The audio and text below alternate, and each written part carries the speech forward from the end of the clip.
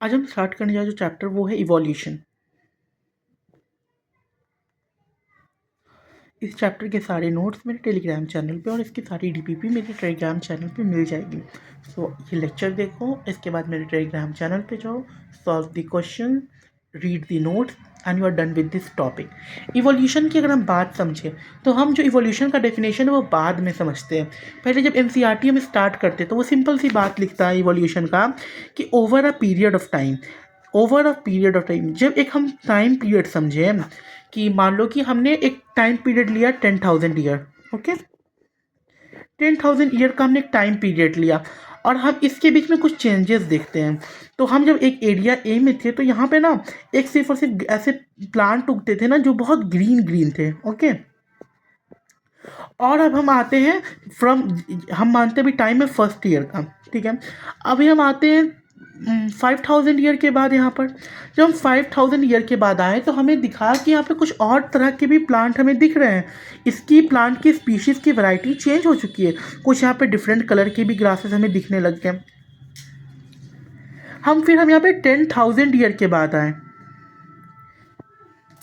ताकि मैंने पूरा टाइम पीरियड को क्रॉस किया और फिर जब हम वापस आए तो हम देख रहे हैं कि पूरे फील्ड में बस ये नए वाले वैरायटी के ग्रास है और जो हमने फर्स्ट ईयर में देखा था वो है नहीं।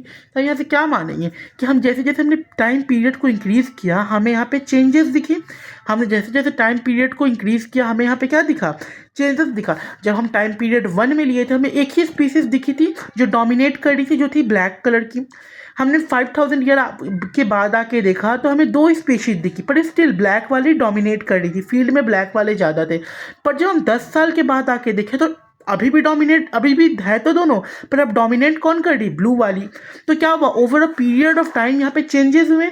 जो चेंजेस हुए वो हमें दिख रहे हैं या नहीं भी दिख सकते हैं, पर यहाँ जो चेंजेस हुए वो हम देख सकते हैं ना। तो ये जो चेंजेस हुए हैं इसे क्या बोलेंगे, इवोल्यूशन। तो एनसीईआरटी अपने लाइन में बोलती है कि जब किसी टाइम पीरियड पर किसी भी फ्लोरा, मतलब जितने भी प्लांटी फैमिली, जितने भी फूल हैं, जितनी भी पत्तियाँ या फिर फौना, मतलब जितने भी एनिमल्स हैं, उनमें जो चेंजेस देखने को मिलते हैं उसे को हम क्या बोलते हैं, इवोल्यूशन बोलते हैं।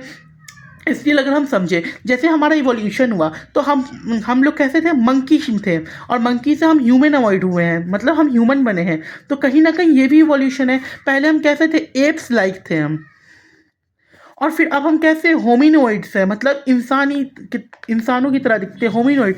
तो यहाँ से जो यहाँ चेंजेस आए ये भी तो क्या इवोल्यूशन है। अगर हम बहुत एक अच्छा एग्जाम्पल मानते हैं कि इवोल्यूशन भी जो है वो एक्सटिंक्शन भी कर सकता है।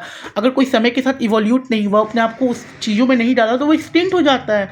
आजकल बहुत सारे एग्जाम्पल है, जैसे बहुत सारे जानवर जो है वो एक्सटिंक्ट हो गए, क्यों, क्योंकि उन्होंने समय के साथ खुद को इवॉल्व नहीं किया। अगर इवॉल्व नहीं किया तो वो क्या हो गए, साइड होते चले गए हमारे इससे, इन्वायरमेंट से।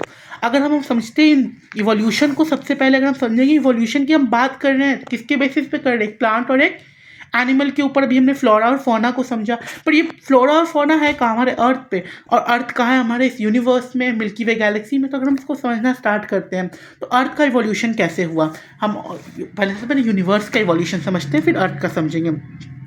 तो जब अर्थ का इवोल्यूशन होना यूनिवर्स का स्टार्ट हो गया तो मान लेते हैं कि स्पेक लाइक है, मतलब बहुत छोटा एक पार्टिकल है, ठीक है। ये इतना बहुत छोटा पार्टिकल है, इसकी टेम्परेचर कंटिन्यूसली बढ़ती जा रही है और प्रेशर भी बहुत बढ़ रहा है, डायरेक्ट बढ़ते जा रहा है, बढ़ते जा रहा है। टाइम पास हो रहा है और टाइम जैसे जैसे पास हो रहा है टेम्परेचर प्रेशर बहुत ज़्यादा बढ़ रहा है।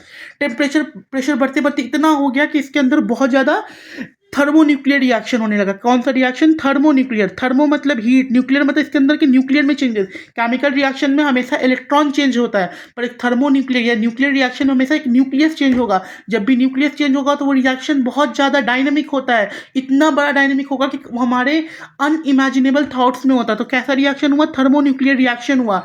थर्मोन्यूक्लियर रिएक्शन ऐसा हुआ कि ये इतना एक्सपैंड हो गया, मतलब ये ब्लास्ट हुआ। इसी ब्लास्ट को हम बिग बैंग थ्योरी भी बोलते हैं। बिग बैंग हुआ, बिग बैंग हुआ। ये स्पेक लाइक ऑब्जेक्ट था, वो एक्सपैंड किया, इतना बड़ा एक्सपैंड हुआ कि यहाँ पे बहुत सारी गैलेक्सीज बन गई। क्या हुई? यहाँ पे बहुत सारी गैलेक्सीज बन गई। यहाँ पे हमारी गैलेक्सी बनी, that is the milky way Galaxy, और यहाँ पे बहुत सारी गैलेक्सीज बनती चली गई। ये क्या हुआ? यहाँ पे देखेंगे टेम्परेचर ज़्यादा है, प्रेशर ज़्यादा है, पर एरिया कम था। अब क्या हुआ? टेम्परेचर धीरे धीरे कम हो रहा है, प्रेशर भी धीरे धीरे कम हो रहा है, और एरिया क्या हो रहा है? एक्सपैंड हो रहा है। और जैसे जैसे एरिया एक्सपैंड हो रहा है तो क्या हो रहा है? हमारा टेम्परेचर कम हो रहा है, गैलेक्सीज बन रही है, प्लैनेट्स बन रहे हैं, गैसेस बन रही है, और धीरे धीरे क्या हो रहा है? हमारा यूनिवर्स एक्सपैंड हो रहा है। बिग बैंग थ्योरी कब हुआ था? ये हुआ था आज से 20 बिलियन ईयर अगो।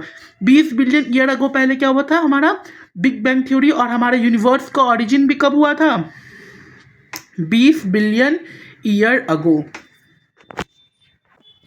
ये एक्सप्लोजन इतना बड़ा था कि इसको हम फिजिकल टर्म में नहीं नाप सकते। फिजिकल टर्म मतलब साउंड को नापने के लिए हम डेसिबल का यूज़ करते हैं, हम इसमें भी इसको नहीं नाप सकते हैं। हम उसके अंदर के पार्टिकल के टेम्परेचर को नापने के लिए केल्विन, सेल्सियस, फ़ारेनहाइट का उसका भी हम नहीं नाप सकते हैं। इतना बड़ा वो टर्म में हुआ था। उसके हम उसके पार्टिकल के वेलोसिटी को भी नहीं नाप सकते। क्यों? क्योंकि वो बहुत हाई लेवल इंटेंसिटी पे हुआ था जिसका कोई मेजरमेंट नहीं है। फिर उसमें से हमारी मिल्की वे गैलेक्सी बनी। मिल्की वे गैलेक्सी में हमारा सोलार सिस्टम बना। सोलार सिस्टम में हमारा प्लैनेट्स बने, और उसमें हमारा अर्थ बना। अर्थ को बनने में जो समय लगा वो था आज से 4.5 बिलियन ईयर अगो। आज से 4.5 बिलियन साल पहले अर्थ का फॉर्मेशन हुआ। जब अर्थ का फॉर्मेशन हुआ तो अर्थ के ऊपर बस दो गैसेस थी, एक थी हाइड्रोजन गैस और एक थी हीलियम गैस। दो गैसेस थी, एक थी हाइड्रोजन और एक थी हीलियम। एंड फर्दर इसमें चेंजेस हाइड्रोजन और हीलियम बने। फर्दर अगर हम देखे जाएंगे तो अर्थ जो है वो बहुत छोटा है, एक स्पेक लाइक, कितना छोटा है, बहुत छोटा अर्थ था। यूनिवर्स के कंपेयर में अर्थ कितना है, एक स्पेक लाइक है, बहुत छोटा है। ठीक है। उसके बाद अगर हम धीरे धीरे देखते हैं तो ऑक्सीजन नहीं था अर्थ के एटमॉस्फेयर में, ऑक्सीजन भी नहीं था। ऑक्सीजन नहीं था तो लाइफ की पॉसिबिलिटी बिल्कुल नहीं थी। फिर हम देखेंगे कि यहाँ पे कोई ओजोन की लेयर नहीं थी। ओजोन की लेयर नहीं थी तो क्या था? ओजोन की लेयर नहीं थी तो क्या होता? यूवी रेज जो थी वो अर्थ पे आ रही थी। क्या हो रहा था? यूवी रेज जो थी वो अर्थ पे आके डायरेक्ट टकरा रही थी। अब हम समझते हैं कि कैसे लाइफ की फॉर्मेशन हुई है, गैसेस कैसे बने।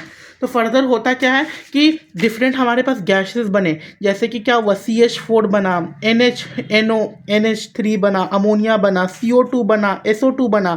और जब यूवी रेज आती है इनसे टकराती तो हमारे क्या होता है? हमारे फ्री ऑक्सीजन निकलते। O3 O2 से, O2 था हमारा, CO2 इस पर टकराता, O2 अलग होता, कहीं से और से H2O से O बाहर आता, और O3 का फॉर्मेशन हुआ, और धीरे धीरे क्या हो गया? ओजोन बनना स्टार्ट हुआ। धीरे धीरे क्या हुआ? ओजोन बनना स्टार्ट हुआ।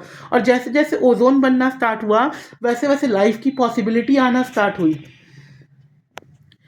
ये गैसेस रिलीज कहाँ से हुए थे? तो उस समय हमारे यहाँ बहुत ज़्यादा वोल्केनिक इरप्शन होते थे। क्या होते थे? Volcanic eruption. तो वोल्केनिक इरप्शन होते हैं तो लावा निकलती है, मोल्टेन लावा से ये सारे गैसेस निकलते थे। मोल्टेन लावा से ये सारे गैसेस निकलते थे। इन गैसेस के ऊपर जैसे जैसे यूवी रेस पड़ती थी, थंडरिंग होती थी, थंडर पड़ता था, तो वो गैसेस टूटते थे और नए नए अपने कंपाउंड बनाते थे। वैसे ही हमारा ऑक्सीजन बना, वैसे ही हमारा ओजोन बना, और धीरे धीरे सारे कंपाउंड बनने लगे। और जैसे जैसे ये सिर्फ बनने लगा वैसे वैसे लाइफ की पॉसिबिलिटी बहुत ज़्यादा नज़दीक होने लगी।